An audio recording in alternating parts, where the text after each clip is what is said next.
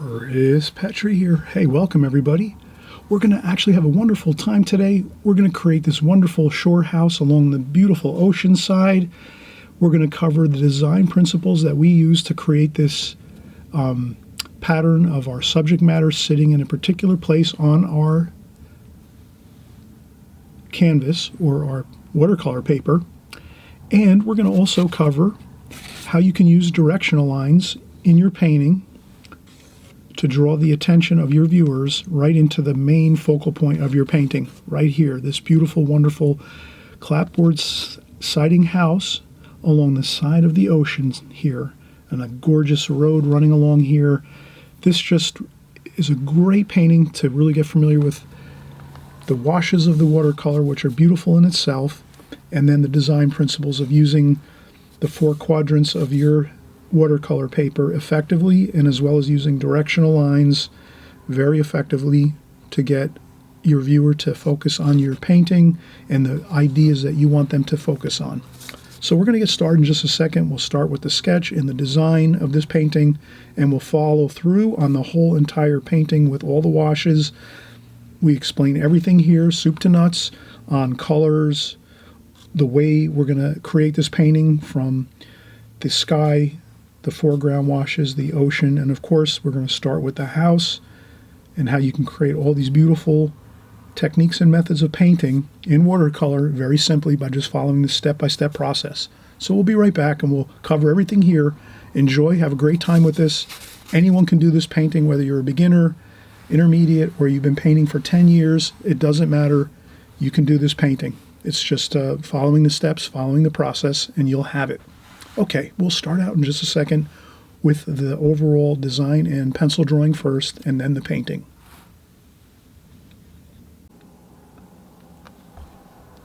Hey everybody, it's Chris Petri. Welcome again. We're getting started here with our drawing and our painting. You just saw the finished painting, of course, and I want you to work from that if you can. If you hit pause and you can work from the painting itself, I think it's much easier because then you're actually seeing the exact lines, the shapes of everything, the colors.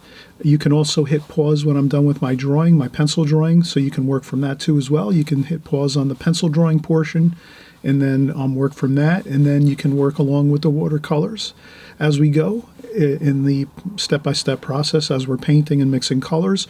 Or you can also pause at any point where it's pretty much at its finished state, the painting, and this way you'll be looking at the colors I used, and you'll be able to sort of pick up on what colors you'll need to use as you're painting. So it's all up to you. You find your own comfortable way to work with my channel and how I'm presenting my tutorials here. And we'll start out by first thing, let me add some paints to my palette here. So I'm just adding some cerulean blue here. I'm running low on that. I use cerulean blue a lot, so I have two pans of cerulean blue that I'm always filling up all the time. I go through a lot of cerulean blue. Raw umber I use a lot too. Raw umber, beautiful earth color. So I'm going to add some of that to my pan here. Also I need some burnt sienna, so I'm going to add some burnt sienna to my palette here. And I think that's good for right now. I just filled up the French ultramarine blue yesterday when I was painting, and I have plenty of cobalt blue. So you'll kind of see the colors I use.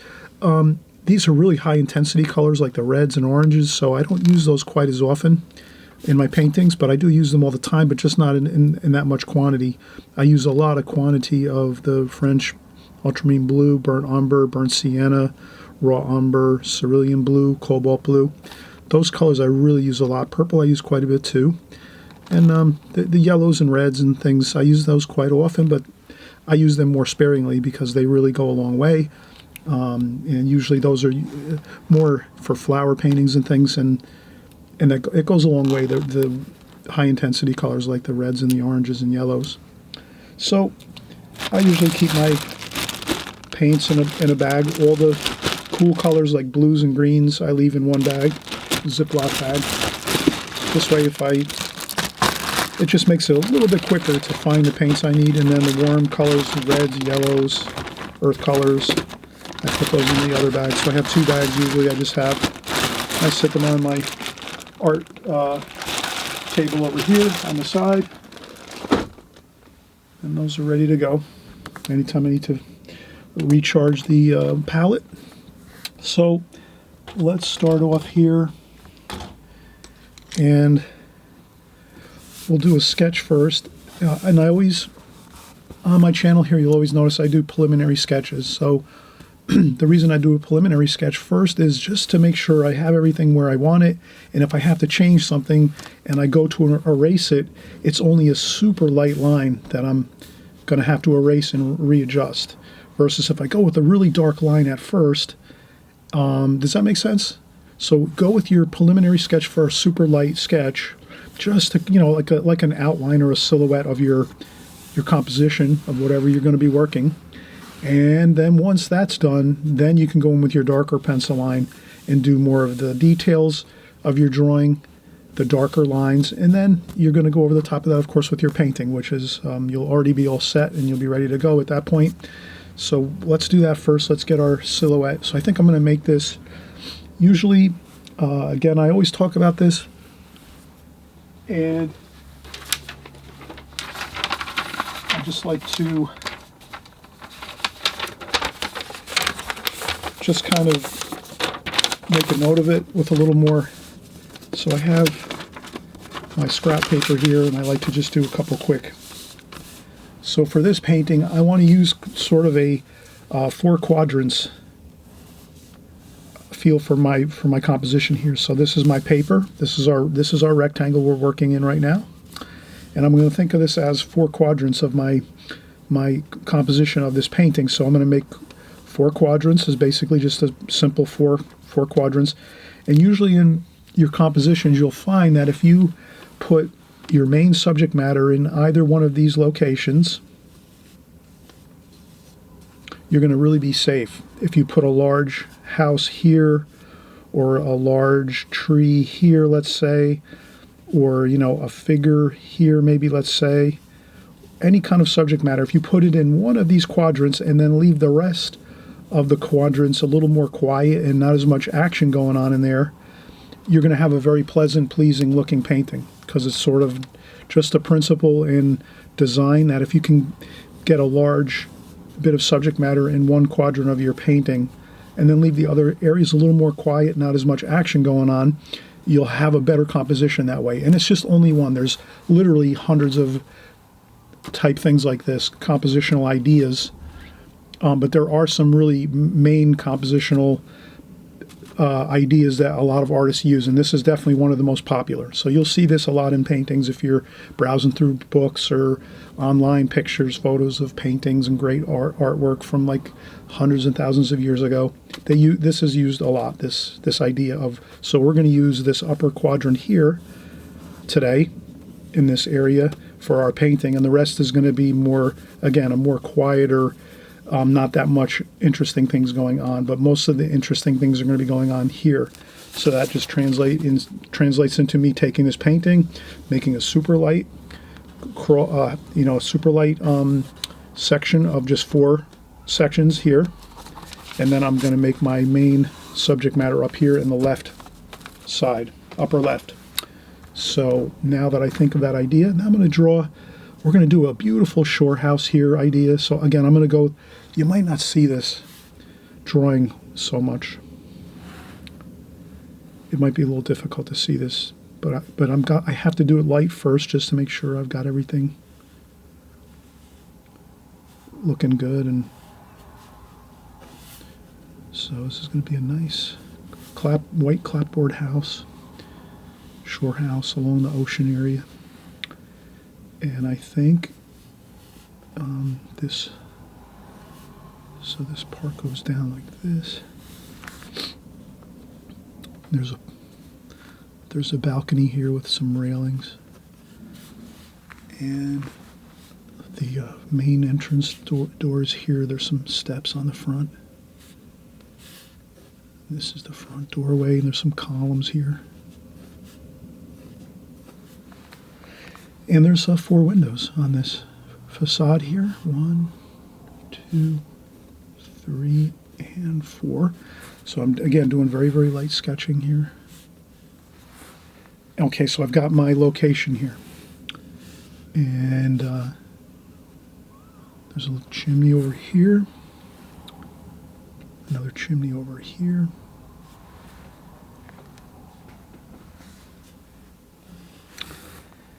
And again, since we did a light sketch, we can erase things a little bit if we want. We can rearrange things. I'll maybe make this a little bit over this way, just a little more there. And I think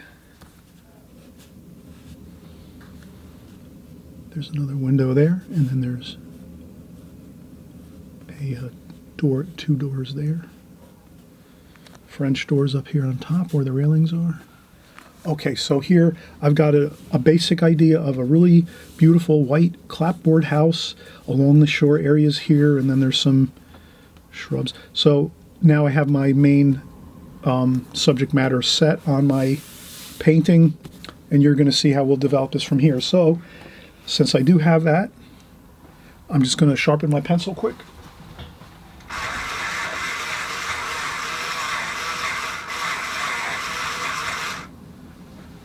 And now we'll go in and we'll do our pencil sketch. So I'm going to do the final drawing now. Contour drawing. So I'm just going to go as I go across here. Doesn't have to be perfect. I'm just going to try to get the main idea of the building, the home here, and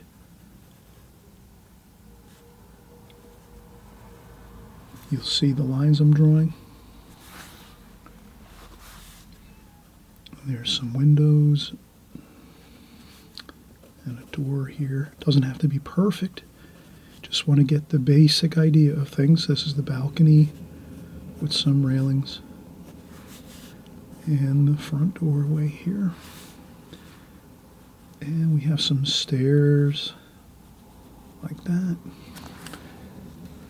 And again, you can do it more sketchy looking like this if you want. That works too. You know, you don't have to maybe have your lines all flowing together. I tend to enjoy this type of drawing more with everything's flowing as I'm going. But you can also do more of a get some lines in there. 1, 2, those are the columns. A window. 1, 2, 3, 4 for the windows. Or you can do more of a connecting them all together, doing more of a contour drawing.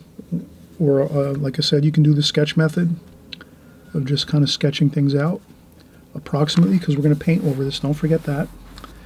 We're painting over the top of this, so we're not getting too critical, but that's the main idea. That's the house here, and there's some more bushes over here, and another bush over here like so. And you can see these are basic shapes, like a round shape up here for this bush. This bush here is more of a square shape. This one's more of a round shape here. And there's another bush over here. So that looks good. Everything is looking pretty. And there's another bush over here. Like so. And I think this looks really good. We will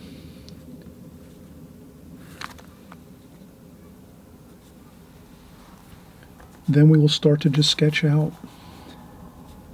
There's going to be a roadway here, and I'm going to do a light line this way just to make sure I'm landing correctly. So yeah, this should be right about here. So I'm going to do a really interesting, we're going to do a really strong composition of really fast moving lines in this painting. So you can kind of see if you have a long flowing line like this coming out to the front of your painting, that's really going to create like a zooming effect going into the painting, and that can really be powerful. So we're going to use that idea here of using a powerful fast line like this going into the painting. And we're going to use some brushwork too with our paints to make everything look fast moving. It can be an exciting technique to use when you're doing your paintings. And so here I'm going to do another line out here. So this is like a roadway going into where the home is here, maybe like a long driveway, or it could be a roadway running along the along this here. This might be a road that leads to the house, like a road driving by. And there's some hills over here. And that could be the ocean over here, so we can make some ocean over here. Let's make our ocean over here like this. That'll be our blue ocean over here. And then we're going to have some more lines this way, maybe a dark, maybe there's some, we'll use some good strong dark color over here to give us a good strong line and directional line going into the painting here. So this whole painting is sort of like a real fun, exciting composition of using strong lines, angular lines going into the subject matter where the house is here. And then we have, we could just darken these up a bit. These are going to be dark here, just so we know. We'll shade in some of the areas that we know we're going to put some dark washes, so we just remember that. And then we will have the ocean here. There will be some mountainous areas in the further distance here, going down toward the ocean area. And then maybe we'll have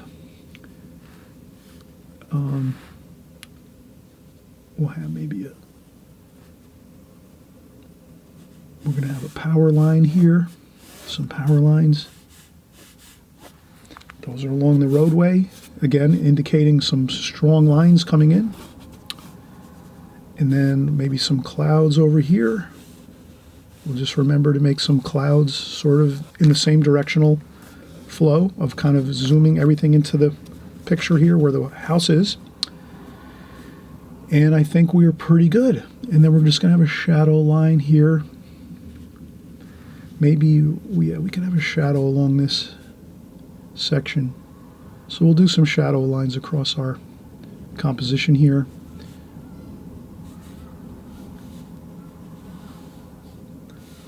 And that should be good. And then some shingles up here on the roof. And we have our chimneys over here. And I think that's good. The rest we're going to do with our paint. So you kind of can really get a feel for what we're doing here. We're having two main themes of design as we work on this composition and this painting. So the main theme we said at first is when we start out, we're looking to get that, taking our painting and breaking it into 4 divisions, like so, and then using one area, this area up here, with our house to make an interesting composition of the main theme is here in this one quadrant, this upper left quadrant, and the rest of these quadrants here are a little more quiet. They've got some road and some bushes, and we'll make a field in the front here and some clouds and sky, and then there's some water over here, some ocean over here, and some mountains over here a little bit. But you'll see that that is the main design of this. So we've gotten that down. That's our main design. And then the second main idea we have is the flowing lines of everything flowing into the picture toward this house, which is the main theme of the painting, this shore house along the ocean.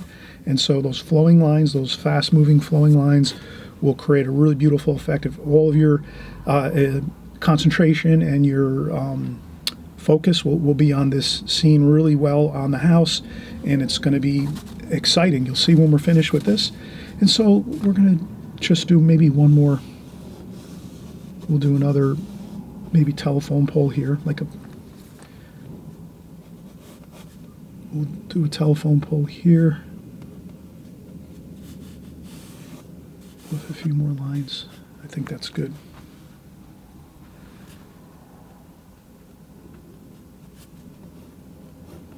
Like that.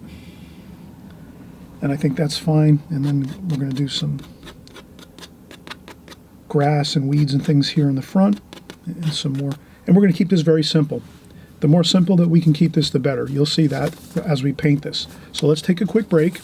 I always mention too, if you haven't subscribed at this point, please subscribe to my channel. It's a lot of fun. We're doing paintings like this every week. You know, everything is watercolor. We're doing houses, buildings, seascapes, landscapes, flowers, figure work. We do everything here, everything watercolor. So you'll always have some interesting new things to venture into with watercolor. And we cover all the details of it. So we're going to basically cover all the steps on how to create the paintings, and then also why we're doing everything and how we're doing it. So I'm telling you how I'm going to create this painting by showing us, we're showing all this here, the design of our painting, how we came to design our painting like this. So you can grab any picture you want of any house you like, take it, put it in that 1/4 of your painting, that one upper quadrant of your painting, and that's your focus point. Then you can create any number of ideas. You can make mountains in a western scene. You can do a shore scene. I happen to really enjoy the ocean. So for me, my favorite is the ocean. So I'm always going to try to put ocean type scenes together, and that's what I like to paint mostly. So you'll see the ocean's over here. I made this more of an ocean feel, a seascape type feel for this painting. But you can create anything you want and incorporate anything you want into this idea.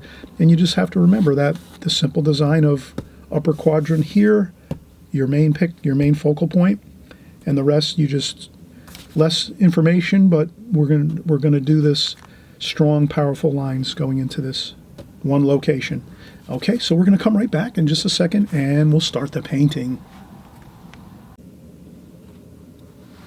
Okay, we are back and we're actually gonna get started here on our painting portion of this painting here. We're doing a beautiful shore house, a white clapboard shore house along the ocean side here. We're having a road, beautiful road coming through here, and some grass and some sandy fields here in front of the house, and we're going to have some distant mountains over here. And let me just add some more mountains areas back here, just some rolling hills or whatever, nothing too, just to have something back there, because we do have this flow of the mountains going this way down into the shore area with the ocean over here on the right hand side. So I just wanted to add that in there. I didn't have that in there before. So you'll find that when you're drawing and doing your drawing and paintings, you'll sometimes leave something out, and then that's why breaks are so good. I did take a break so that when you come back up to your art table or you put your watercolor pad on your lap and you're getting started for your painting, if you've taken a break, you'll have a little fresher concentration, and then you'll notice a few things and say, oh, I did recall I need to add something over here, like some rolling hills, because I have the rolling hills over here, and I'll need to have them over here to sort of make it a complete thought as it's going through, and then the ocean over here. So that's something where when you take breaks, it's really good. It helps you to just take a break, take a step back, and then you see a few things, and then you start back up, and then when you're concentrating into your work again, you're not going to be maybe seeing the bigger picture when you're doing that, when you're working on your paints and your drawing. When you're really focused in on that, you're not going to see those. But when you take a break and step back and you come back, you'll see a few things you need to do. And that's why I take breaks and always encourage everybody, if you take breaks, I think you'll definitely be at an advantage with your drawings and your paintings. You'll have a better time of it. And I also, too, sometimes before I start painting, sometimes I'll just lift up a little bit of pencil marks with the eraser in a few spots here and there, just to soften it up a bit. Okay, now this is an Alla Prima painting. On my channel, you pretty much usually hear me say, well, oh, this is a glazing technique painting we're going to do today, or oh, this is an Alla Prima technique we're going to do today for this composition, this painting, and that we're going to use the Alla Prima this time. And by that, I just mean that we're going to paint this all at one time. We're not really going to do a big wash of light color all the way across this painting. We're just going to start on the house and do our colors here, and then work from there, and just do everything at one time. And you can take breaks as well when you're doing Alla Prima painting. So Alla Prima just means you're kind of skipping that step of doing a whole large wash over the whole paper and letting it dry for an hour or two, or using a blow dryer. Alla Prima, you can just start painting, and you just work through your painting as you go all the way through until you're finished. And of course, you can take hours to do it, or you can take days. You can paint the house one day and then come back and do the bushes and the mountains the next day, and then you can come back another day and do the grass in the front of the house and the road. You know, you can break it up as much as you want. Work on it as much or as little as you want. Here we're going to try to go, I'm going to try to use this one brush for the entire painting, and this is a number 12, round brush, a number 12 round watercolor brush. And it's a Kolinsky Sable brush. And it's a Vinci brand. So I'm going to try to do everything with this one brush to make things simple. And sometimes if you use just one brush, it kind of brings a unity to the painting versus using all different styles and sizes of brushes. If we use one brush for the entire painting. So I'm going to mix French ultramarine blue, burnt umber, burnt sienna, raw umber too a little bit, some cerulean blue. This will be my darks for my dark colors. And we'll start down here maybe. And I'm just going to start blocking in the windows a little bit. The glass on the windows. Not too much. We're going to make this more of a fun, free painting. Just get some darks on the underside of the tops of the windows. Usually it's darker on those sections of the windows, and then it gets a little lighter as it goes down, closer to the bottom of the window. And we're just going to do that, like so. And then over here, same thing. These are the French doors up top here on the balcony section. And I think that's good. So there we have our darks. Starting out with my darkest darks first. And we did the windows. The glass on all of the windows and the doors here, a front door. And this is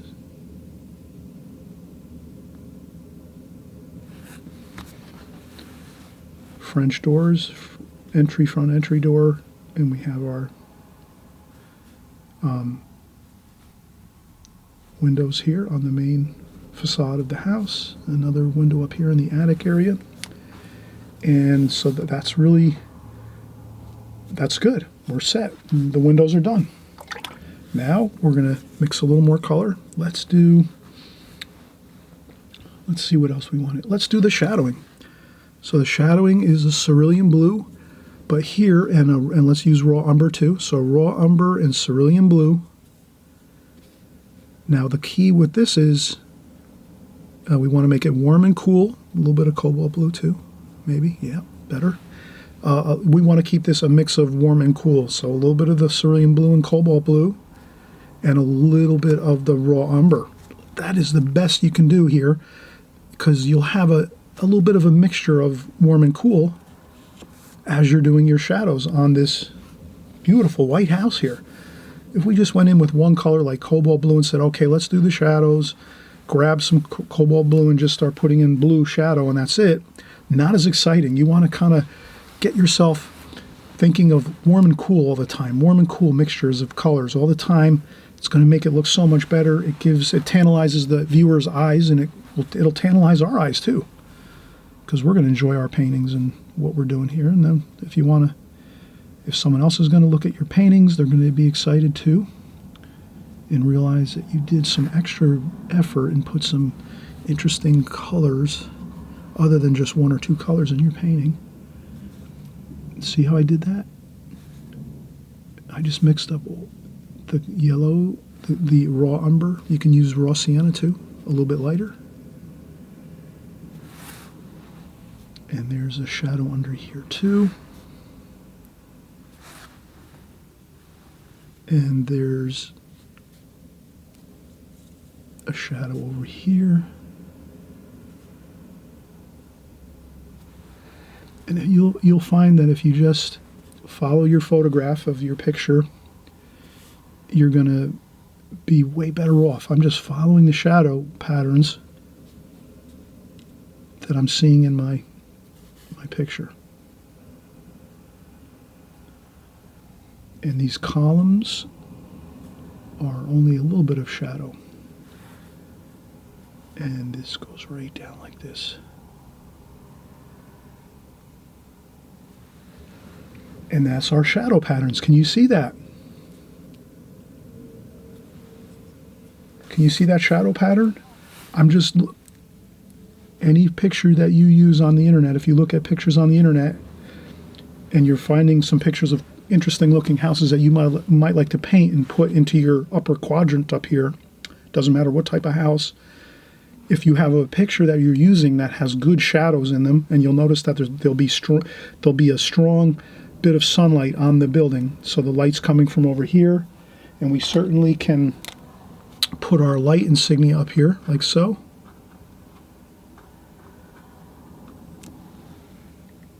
That's where our light's coming from, the upper left, this way, and that's casting those beautiful shadows under here, all the way across.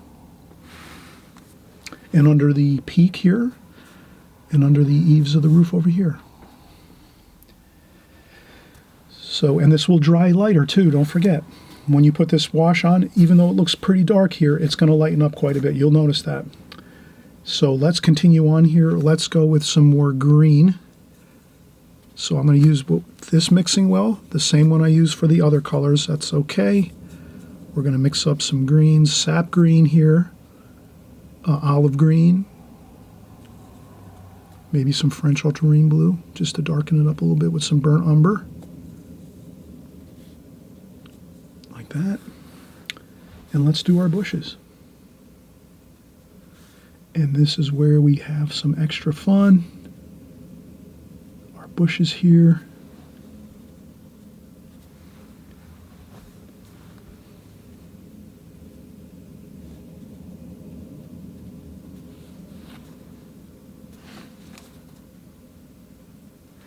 And they're kind of matching our shadowing. They're a little bit darker maybe than the shadows.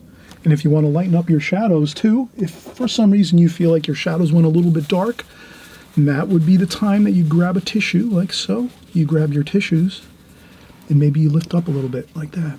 And then you make sure that if you lift up a little bit of paint, then you have to take your tissue and wrap it around the other way so you don't keep blotting the paint you just lifted up onto your painting. So you have to get fresh, clean tissue each time you do a little bit of blotting like that. So if I think I went too dark on my shadows, I just keep taking this, folding it around so I have fresh, clean tissue each time. Like that. And the same thing, I make sure I have clean tissue like that. And then I do that. Then, see how that works? Now, my bushes become darker. And the problem is solved.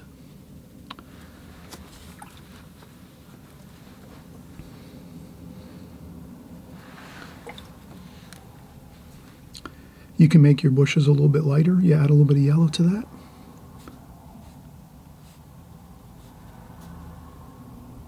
Maybe there's some sunlight.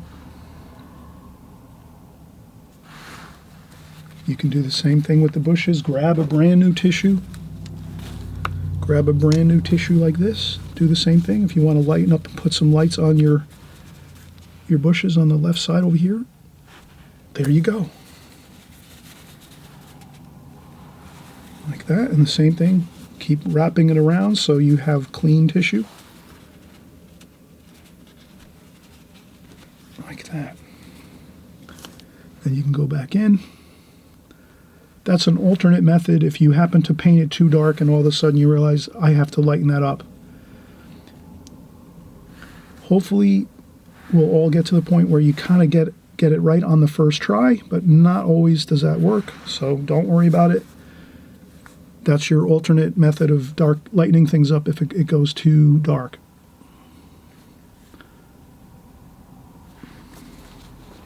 Okay, so that's good. We have the house pretty much completed here. A shadow under the stairs here. Like that. And then we have the columns. You can always add a little bit of shadow. And you can also add some very light lines like that. You could make this house stucco if you want.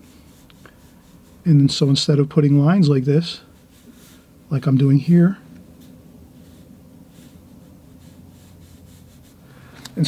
instead of putting some of these very, very light indications of siding, you could go with stucco. And if you go with stucco, then all you have to do is do a little bit of tapping like that with your brush of very, very fine speckles here and there, just a little bit, and that house becomes a white stucco house, which would look really nice too as well. So you can create any kind of facades you like on your buildings that you paint. So now we're going to go up and we're going to do some roofing here. So I'm going to do my roofing like this.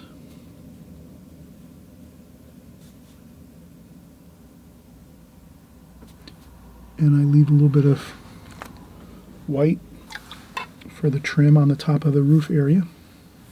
Then let's go in and we'll get some cadmium red, and maybe a little bit of orange, cadmium red, orange, and some burnt sienna too. A little bit of burnt umber, and then a little bit of cerulean blue. And this way we can make our chimneys here.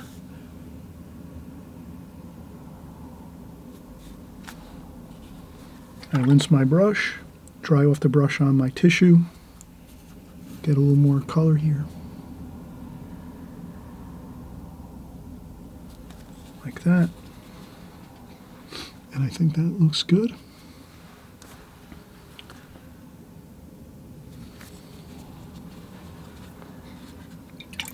And then we have our, and we're keeping this simple. We're not going tremendous details. That's good. We're finished now with the house. Everything looks good. This is a perfect time to take a break, everybody. Perfect time to take a break. And we're going to start to wrap things up here with the sky in the foreground and the ocean over here. So we're in really great shape. Once you get this house, your house completed here, when you're creating your house here and you're doing all your details for that, that'll be fine. We could do a few more, maybe a little bit. There's a little bit of shadows under there, like that. These go a long way if you do these small little details, like those are the bottoms of the windows, where the sills are of the windows. Sometimes they have a little bit of shadow. Also, there tends to be a little bit of a shadow extending beyond the top of the windows where the window trim is on the tops of the windows. So you can kind of get that too a little bit beyond the tops, and that looks better. Okay, let's take a break and we'll start working on the sky, ocean, and foreground next.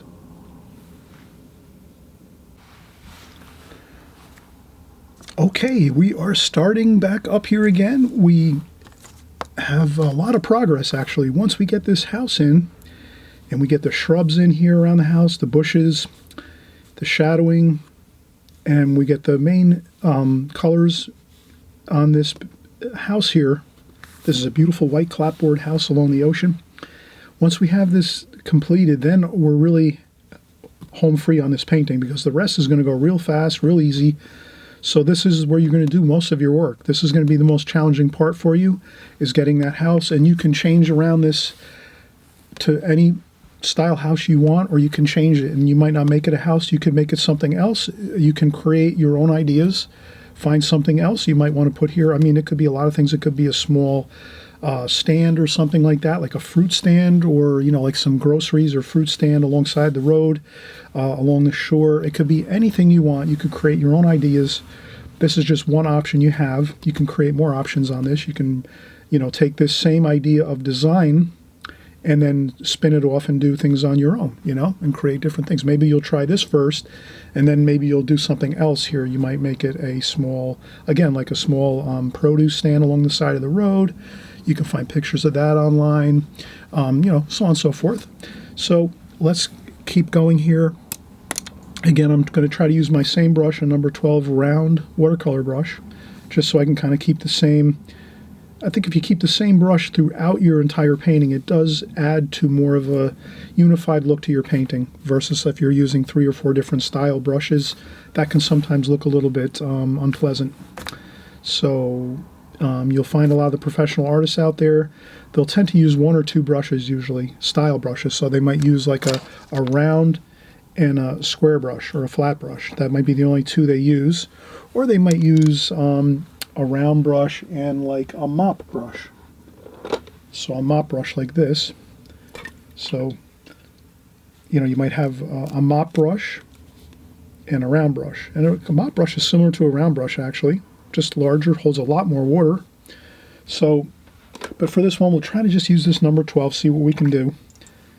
I think the first thing I'll do is I'll do the ocean over here. So a great ocean color is always cobalt blue.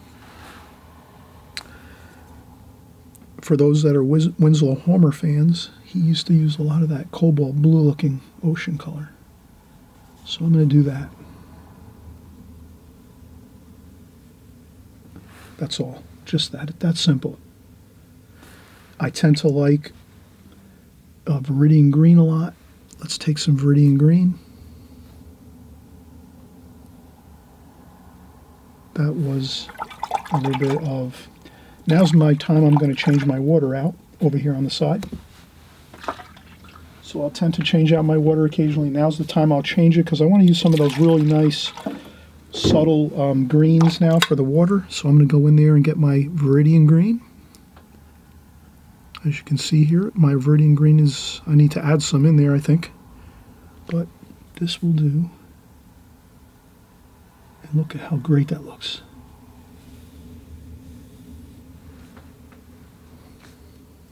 A couple of splashes, that's good. And that gives us the feeling of the, and I'll use some burnt sienna and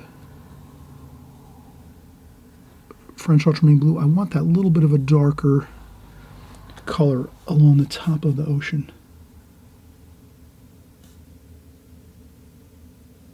I always like to do that, add that little bit of a darker touch on the top of the ocean there. Like that. That looks good. Now, let's do some of the mountains here. So we can use some of that green we were using before, and then some of this too, some of that blue we just were working along with that. We want to make the distant mountains a cool color with some warm in there too.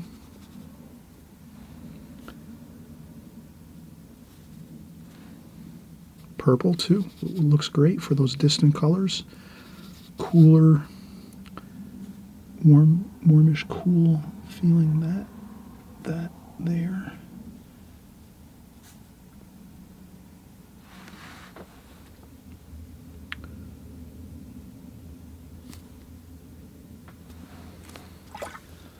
So maybe some of that purple color. It's kind of a cool, it's almost like a blue, but it's a little more warmer than a blue. And then we can go in and get some raw umber. And then we can add that to our closer areas where there's hills and things like that.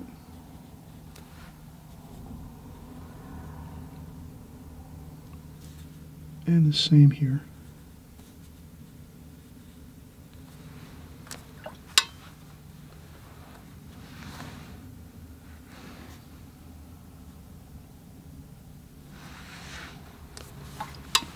Now you can kind of see we have a really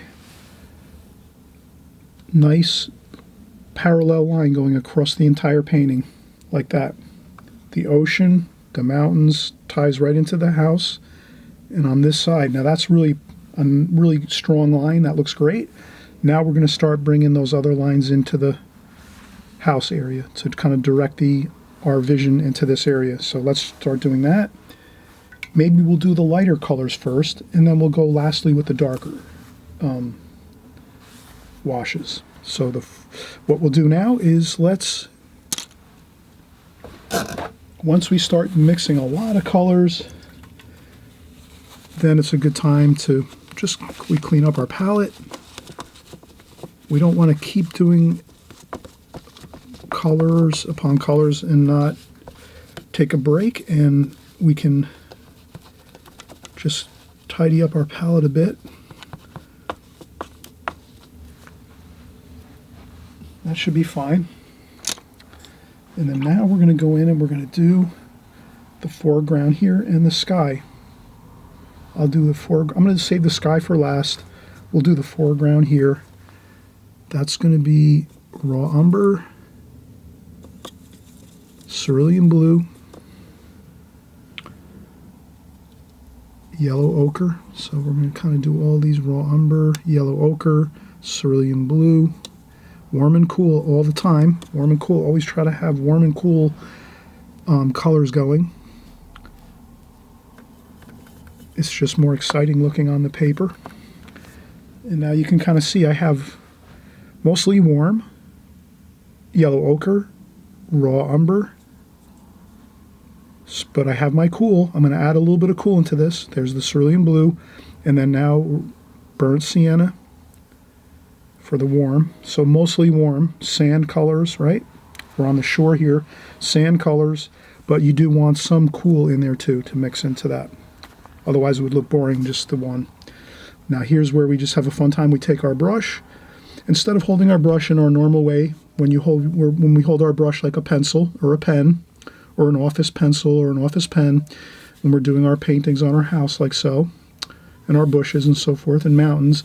Now to get this area, the front area of our composition, our painting, we're going to take the brush and hold it like this. So basically you can imagine you want to hold it so that you can slide it across the painting. You want to slide the brush this way versus using the point like this. So you want to slide the brush across on the side of the brush like so. So you take, we're just going to have fun with this. Pick up some colors, no particular rhyme or reason, just grab a little bit of everything. And then just do this. Just start throwing it on there like this, following your lines that we sketched on there. Remember we drew those lines, those pencil lines? Just like that. Basically like a star pattern. So if you drew a star lightly on your painting, a star pattern starting at your house as the center point, and just start drawing star patterns going out from there, you'll have it. And that's what I'm doing. I'm just going to do my star pattern like that. Then I'm going to do some splashing on here. Then some more like so. Again, cerulean blue. We want some warm and cool in there.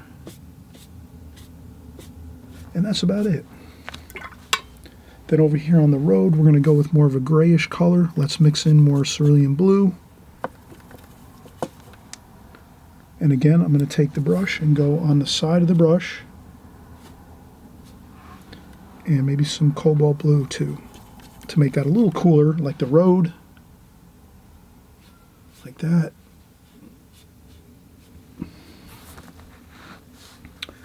And we're going to do more to this, as you'll see. Now warmer colors, again, sand colors.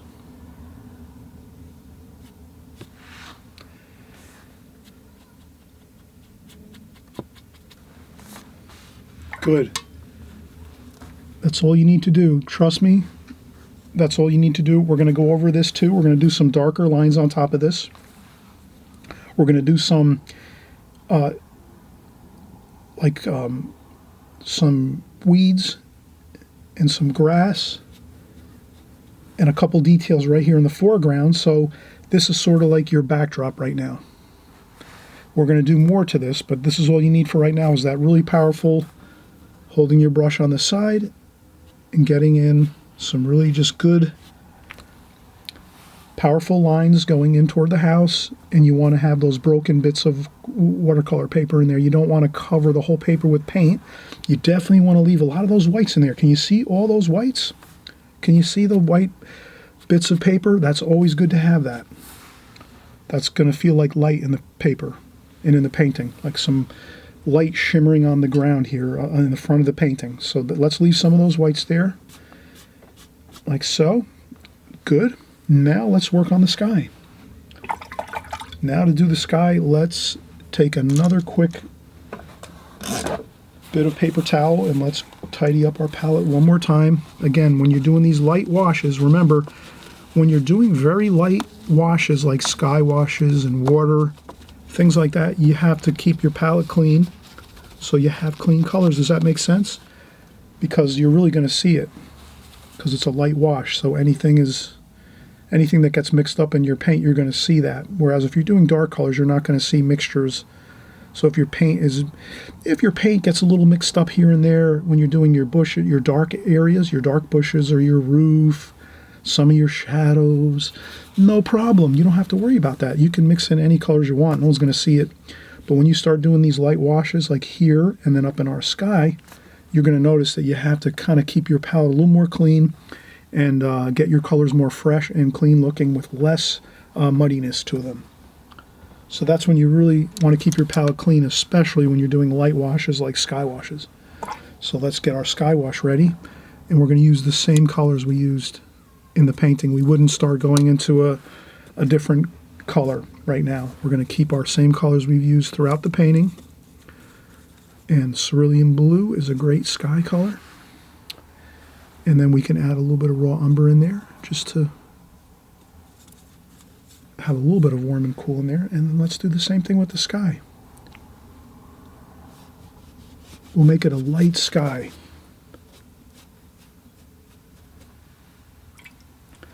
And with the sky wash, have some fun. Just fire it in there. Look at that. Oh. Kind of do the lines though, right? Star, we're doing the star pattern. The star pattern, remember that. You can do little light pencil lines on your paper that you can barely see to keep you remembering that you want to do that star pattern like that, and then you just keep doing that. With the sky wash, do the same thing. There you go. And you leave some white paper in there too. Look at that, how beautiful that looks. And then you can take a touch of orange, just a little bit of orange, and put that into the bottom area where the bottom of the sky where it meets the mountains.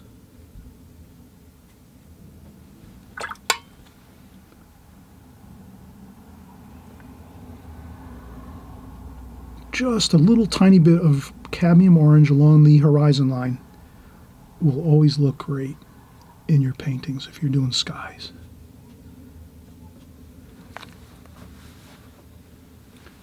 Beautiful. Look at how great that looks. Now we have to let this dry. So let's let this dry. We'll take a break. And then once this is 100% dry, now this is a kind of like now remember that we did this Alla Prima. This is an Alla Prima painting. We started in the house here, painted everything as we went along. But now, like the glazing technique, since we did a lot of big washes here with a lot of water, this must dry 100%. So now's your time. You're either going to get the blow dryer out and blow dry this 100% dry, or you're taking like a 2-hour break and then coming back 2 hours later to do the rest of the painting, because you cannot go back in now and do any of the lines of the utility poles or the wires or any kind of, you want to always at this point when you put a lot of water and a lot of large light washes on there, you have to let it dry 100%. That's the only thing you have to remember. When you're doing large washes like this in the sky and in this foreground, you've got to let it dry once you're done. Let it dry 100%. Then you come back after that and you do your darks, your super dark darks of the different details you'll finish up. But this is almost like 90% done now. This painting is 90% complete. We're just going to do the utility poles and a couple little bushes and some weeds here and there, and we're all completed. So you're home free now. You just have to be patient and let this dry, or if you have a blow dryer, blow it dry at 100% dry, and then you can go in and finish it. Okay, so I'm going to take a break now, and I'll come back, and then we'll finish up.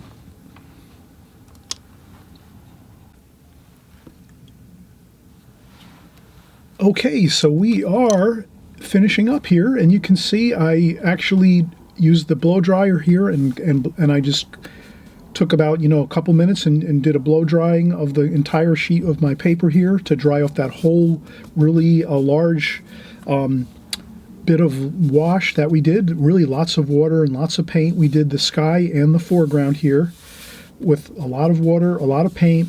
We needed to make that dry 100%, and I took the blow dryer, took my time, made sure it's 100% dry. There's no spots that are damp. Everything is dry, and that's perfect. That's what we want now to finish up here. Now, the fun part of this is the darks. You can see we have a lot of powerful darks right here in this section of the painting.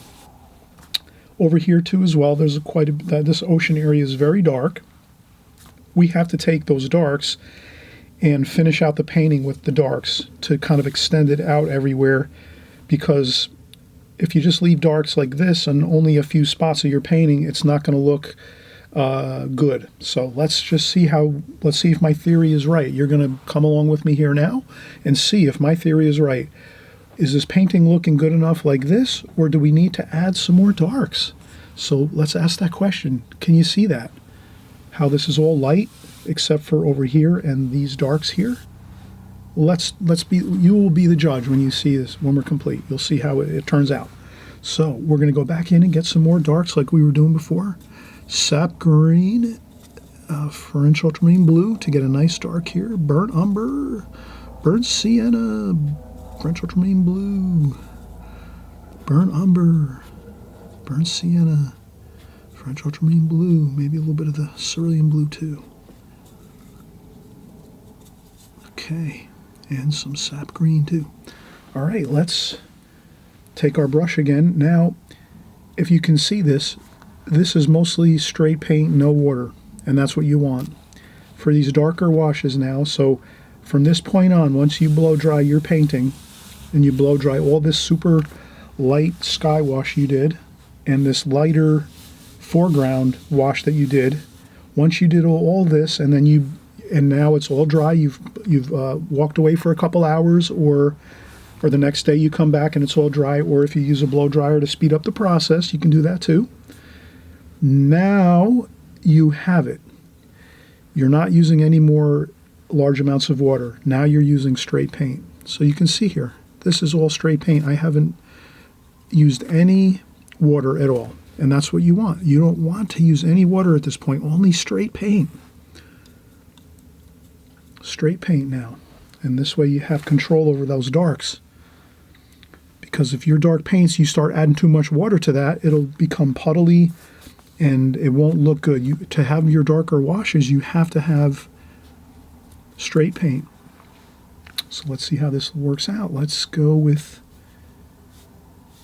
so there's like a hedge here.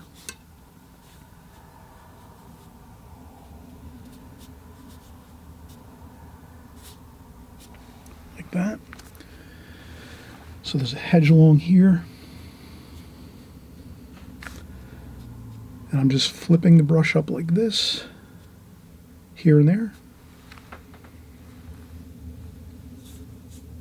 Sap green with all those wonderful brown, French ultramarine blue, burnt umber, burnt sienna, sap green.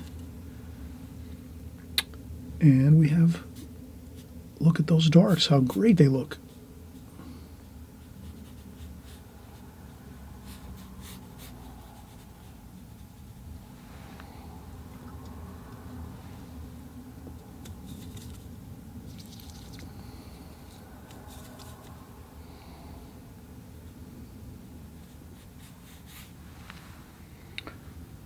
And you can see how I've carefully using the darks here just to kind of get some like that. And now I did say let's kind of use, maybe this is the side over here with a little more dark there for the roadway. Now, this is the point where I will use an additional brush. I hope you don't mind if I use an additional brush. You'll see me use this brush often to do some beautiful weeds and grasses and things. So I use this is a Ron Ranson Hake brush by Cheap Joe's Art Stuff. You can get these at Cheap Joe's Art Supplies. He has a ton of art supplies on his website and great prices. I got these at his website, Cheap Joe's Art Stuff. I got 3 brushes just like this. This is the smallest one, or this is a medium. This is the medium. So there's a smaller version of this one and a larger, wider one. This one's perfect. I use this one all the time, the medium Hake brush. You take this brush, you dip it in a little bit of water, get it damp. Once you get the brush damp, then you just splay out the hairs like so. So you just take it splay out the hairs, and this brush, it always comes back to look beautiful once you're done working with it. Like that. And then you just go in and get some color. We might need a little more color, so blue, green, brown.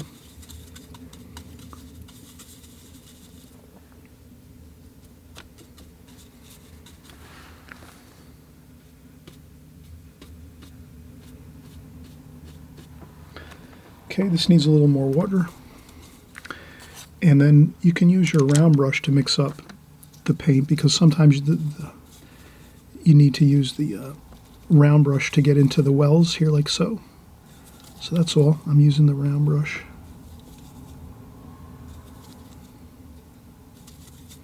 Raw umber. I'm just making those earth tones, grass tones with the greens. A little bit of cerulean blue. And again, let's just mush all that paint in there.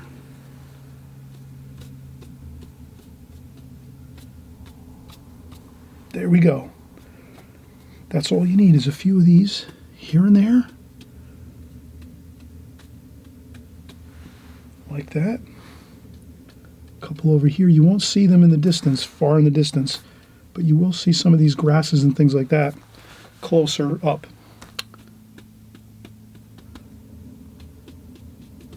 Like that. Good. Okay, so that's the Hake brush.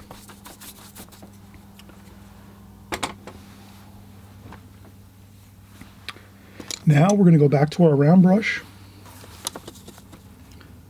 Burnt umber, French ultramarine blue, again the dark colors, burnt sienna, burnt umber, French ultramarine blue, raw umber, a little bit of cerulean blue. No water at all. And let's see if we can, if you have a hard time with straight lines, you can use any type of you can use a ruler if you have a ruler handy, like so. If you have a ruler, I use a piece of molding that I have left over from when I was doing some trim work in the house. You can use that, and you can hold it in one hand with your left hand. If you're right-handed, you hold it with your left hand here, this stick, you hold it with your left hand, and then you just ride your brush along the side of the stick up to get your vertical lines if you need to. So here I'm going to do a utility pole, and then you have to hold it up pretty high. Or if it's not working that way, you can just go a little bit at a time, like so. So you can do a little bit of the pole at a time.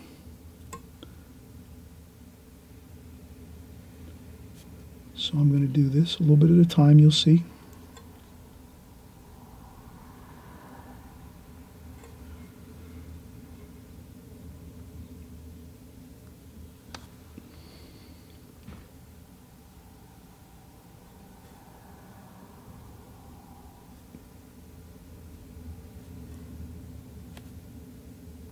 Like that. Doesn't have to be perfect. You can get away with imperfection when it comes to this. As long as it's somewhat straight, you're okay. You can also take two pieces of tape. If you're having a tremendously difficult time with straight lines, you could also take two pieces of tape and just like put them over the top of the paper,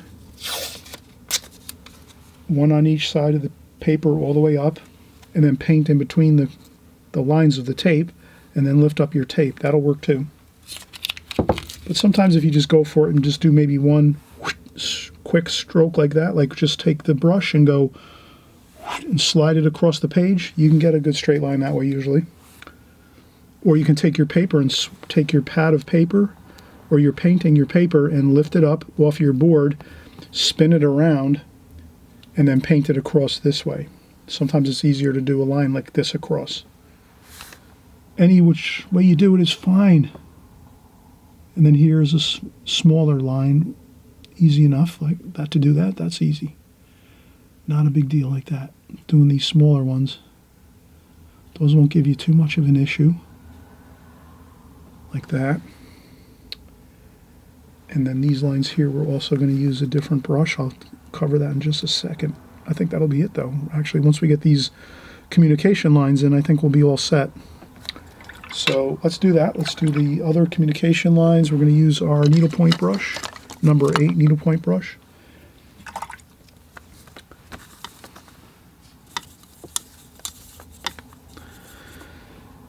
So for this, we need a little bit more water. So you can kind of see there is a bit of decent water here. Not too much water. There's quite a bit of dark paint in there.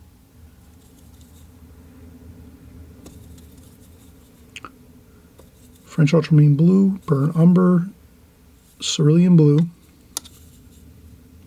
And then I take my needlepoint brush, load it up with lots of water and paint. You might need to dry off a little bit with your tissue. But if you're going to do these wires up here close by, you can load your brush up and you don't have to dry off your brush at all. And then you're just going to go up like this. Practice a few times. You do a couple practice runs. And then like that, like that, like this, like that. Good. Then here you can dry off your brush a little bit, and then you just go in here and do the other couple. And that's it. That's good for there.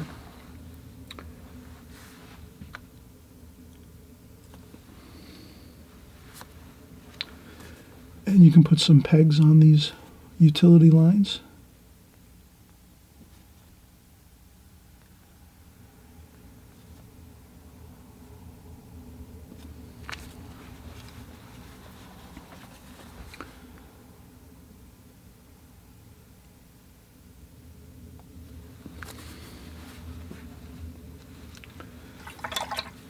And you can also do some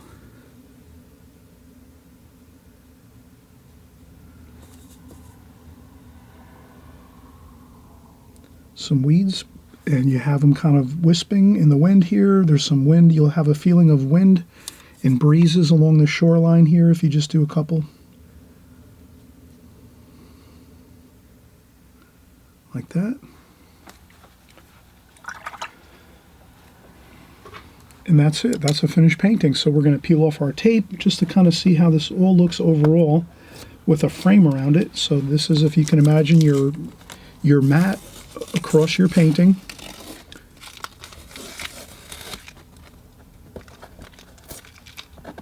We're just going to remove our tape border.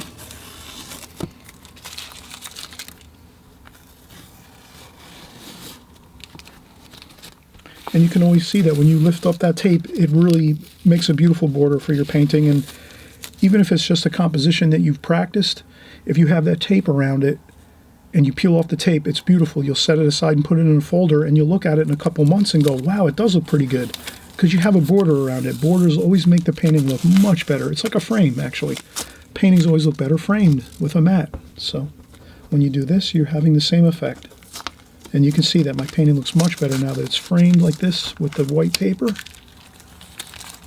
And that's our finished painting. So I hope you enjoyed this video. Again, if you haven't subscribed, hey, we do beautiful paintings like this every week. You just hit that subscribe button down below on the right-hand side. We're doing paintings like this. Everything is watercolor on this channel. And also, too, if you hit the notification bells, actually, there's a notification bell right next to the subscribe button.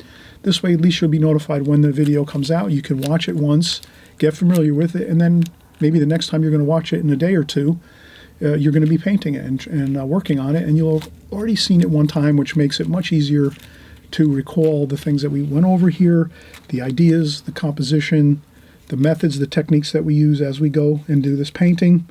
Again, happy painting, everybody. Enjoy, and we're going to see you on the next video very soon. Bye-bye.